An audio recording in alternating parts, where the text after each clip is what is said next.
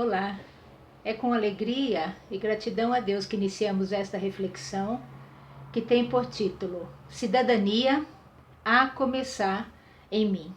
Eu sou Eunice Batista, pastora auxiliar da Igreja Batista Monte Oreb, no bairro do Jabaquara, em São Paulo, capital. Acompanhe conosco a leitura que será feita em 2 Pedro, capítulo 2, versículos de 1 a 3. E eu faço a leitura na NVI, que é a nova versão internacional.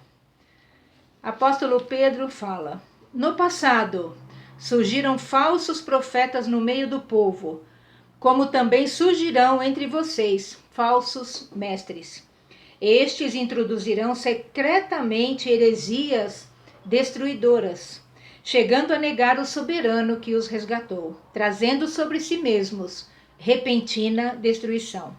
Muitos seguirão os caminhos vergonhosos desses homens, e por causa deles será difamado o caminho da verdade.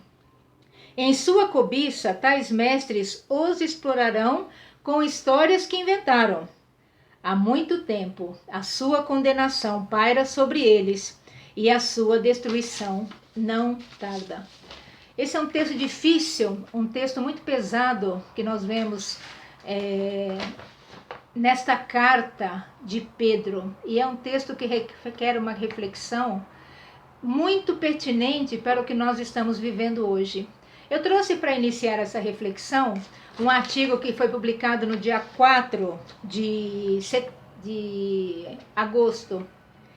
E ele diz que um morador de Santa Catarina encontra a carteira com dinheiro e devolve ao dono com o apoio da Polícia Militar Rodoviária de Bom Jesus. É interessante que, ao ver essa notícia, muitas pessoas possam dizer: eu não devolveria, eu não sei se esse dinheiro vai chegar nas mãos da pessoa, eu não sei se esse dinheiro vai parar no meio do caminho. E talvez eu até pensasse, para parar no meio do caminho, que pare na minha mão.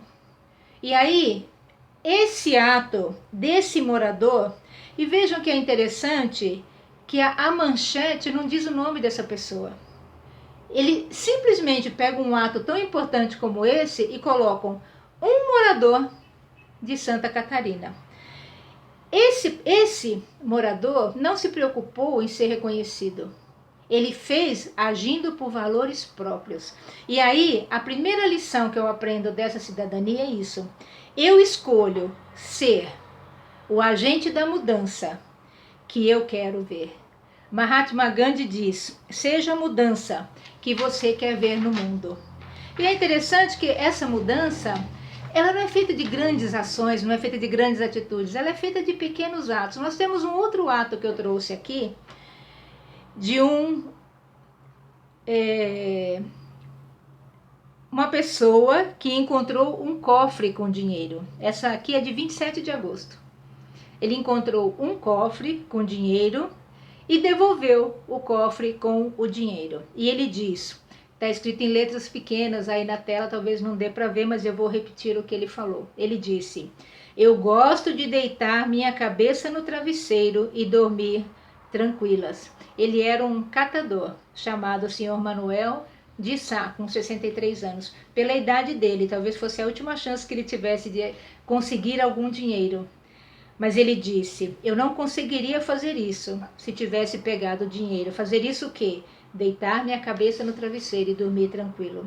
Usei minha honestidade. Eu gostei que ele usou o pronome possessivo. Minha honestidade. Não foi eu usei uma honestidade, eu usei a honestidade, as pessoas devem ser honestas. Não, eu usei a minha honestidade, a que está dentro de mim. E como que essa honestidade está dentro dele? Usei minha honestidade que meu pai e minha mãe me ensinaram e que ele absorveu, se apropriou e aprendeu. Vemos aí exemplo de honestidade, de integridade passados de geração em geração. É interessante que muitas vezes os nossos filhos possam até não entender ou não concordar com o nosso agir de uma forma ou de outra. Mas uma coisa que tem que ficar bem claro, sempre nossos filhos devem ter a certeza de quais são os valores que nos movem. Talvez os filhos dessa pessoa, talvez até não concordem dele ter devolvido.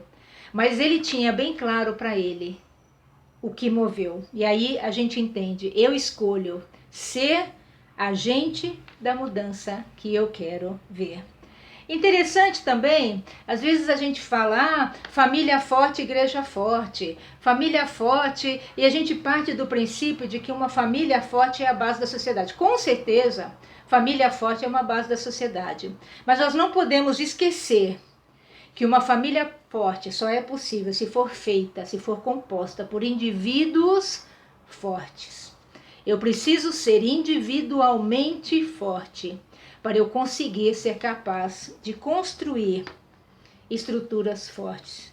Então eu queria ampliar esse conceito de famílias fortes. Eu queria dizer indivíduos fortes, famílias fortes, igrejas fortes e nações fortes. Tudo parte dessa escolha minha pessoal de ser a mudança, ser agente da mudança que eu gostaria de ser. Eu trouxe também para a nossa reflexão um texto do professor Clóvis Salgado Gotijo. Ele é da Faculdade Jesuíta de Filosofia e Teologia.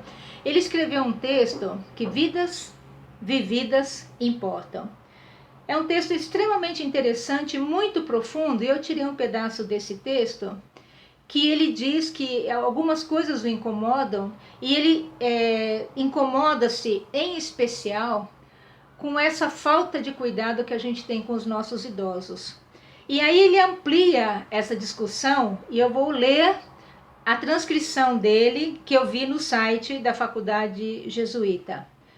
Professor Clóvis Salgado Gontijo diz: talvez esta pandemia esteja despertando a indignação necessária para buscarmos outros ritmos, outros andamentos, outras tonalidades na nossa organização social, na nossa compreensão do humano. As vidas carentes, as vidas depreciadas, as vidas maduras, as vidas recheadas de dores, de alegrias, de sonhos, de saudade, de poesia, as vidas recém-geradas ou bem vividas, enfim, sempre importam. E é interessante nesse texto que eu aprendo o segundo item que eu quero destacar desse tema da cidadania começa em mim. E o segundo item seria: pequenos atos importam. Um ato em retribuir uma ação de gentileza, uma ação de respeito, um trato no relacionamento interpessoal. O relacionamento com os idosos, muitas vezes os idosos são desrespeitados porque não sabem mexer na internet, são ridicularizados porque não sabem a nova nomenclatura normalmente usada. Isso não os faz menos dignos, muito pelo contrário, eles têm uma experiência que só a vida é capaz de ensinar. Então nós não podemos depreciar a pessoa pelo que ela sabe, pelo que ela tem, mas ao contrário, devemos valorizar cada um individualmente, que é o que nós vimos no slide anterior. Indivíduos fortes. Quando a pessoa cresce ridicularizada, quando a pessoa cresce depreciada, ela tem que fazer um esforço muito maior para conseguir se superar e ser o que Deus quer que ela seja, o que Deus preparou para ela ser. Então é muito importante essa questão da dignidade. Pequenos atos importam. Atos com pessoas que muitas vezes não vão poder nos retribuir. Talvez não neste momento, talvez no momento futuro. Nós temos na Bíblia o caso da Sunamita, que ela não pediu nada ao profeta. E no final, quando o filho dela morre, é o profeta quem vai retribuir. Naquele momento o profeta não pôde fazer nada por ela. Talvez ela, quando iniciou essa história com o profeta de construir um local para ele ficar, ela não pensou em retribuição. E é assim que nós devemos fazer. Não devemos pensar na retribuição, mas assim sermos dignos. Pequenos atos, atos que tantas vezes nos ajudaram. Eu não posso falar de você, mas eu posso falar de mim. Eu tenho muitas e muitas e muitas histórias de pequenos e grandes atos que me ajudaram a superar situações muito difíceis. E eu trouxe também um texto muito importante do nosso pastor sênior, pastor Edson Bispo Valoriano, pastor sênior da Igreja Batista Monte Oreb. Ele escreveu uma pastoral num boletim de 31 de dezembro de 2007. Eu vou ler um trecho dessa pequena pastoral. E ele fala sobre a gratidão do final do ano. Terminando o final do ano, nesse ano era 2007. Então, a gratidão que nós devíamos ter no coração em terminar este ano. E ele diz com muita propriedade: o fato de termos sido buscados na pessoa de seu Filho Jesus, colocados em sua igreja e dignificados com dons para servi-lo. E ele fala também da gratidão no fato de chegarmos ao final de mais um ano da história do universo, em um país estável, econômica, social e politicamente. Deve nos mover a um obrigado, Senhor. Pastor Edson finaliza essa pastoral com muita propriedade dizendo: obrigado pela igreja, nosso conjunto, reduto de manifestações de nossas realidades espirituais. Obrigado pela família e trabalho, nossos redutos de manifestações emocionais, sociais e profissionais. Obrigado pela pacífica pátria, nosso reduto de manifestação da civilidade e patriotismo. Por fim, obrigado, Senhor, por dignificar-nos com o serviço real no teu reino. E aí eu aprendo este terceiro item desta reflexão: servir a Deus com gratidão. Servir a pátria, servir a Deus, servir de maneira voluntária, servir de maneira alegre. Não sermos apenas cumpridores de escala e nem cumpridores de obrigação, mas irmos além.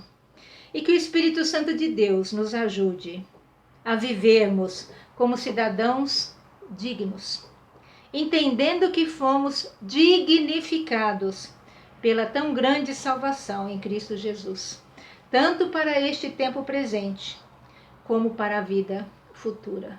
Cabe a nós, cidadão do reino celeste, do reino espiritual, cidadãos da pátria eterna, sermos cidadãos comprometidos com a nossa pátria aqui, onde Deus nos colocou.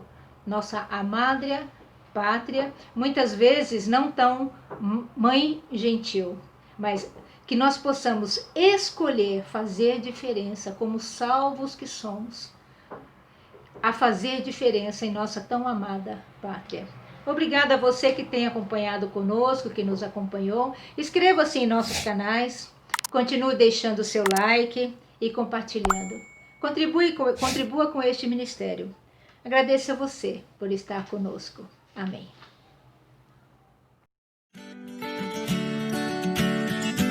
O novo coronavírus não vê raça, também não vê nacionalidade e nem idade. As pessoas afetadas nesta pandemia merecem todo o nosso apoio, compaixão e respeito.